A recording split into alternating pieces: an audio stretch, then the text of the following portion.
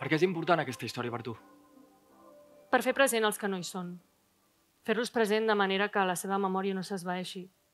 On sortia el Boban Milic, un periodista que va néixer a Sarajevo i va treballar a la ràdio de Sarajevo.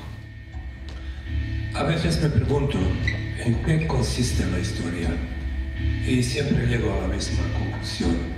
La historia es la historia de las guerras. Siempre se repite incansablemente y creo que no aprendemos nada. Es como si tuviéramos que equivocarnos una y otra vez. I'm a blind man. I'm a blind man. Què vol dir una guerra? Què vol dir ser un refugiat?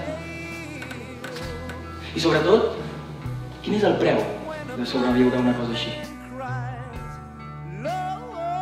No esperàvem, de fet, haver arribat en aquell punt, perquè esperàvem que el món hauria aturat aquella guerra ja en les primeres setmanes, no?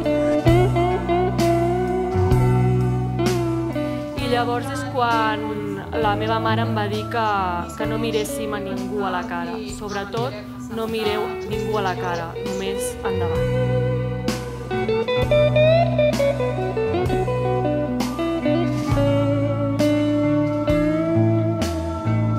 Els llocs de memòria històrica són molt importants, ho sé. I no s'ha d'oblidar, però també cal mirar endavant.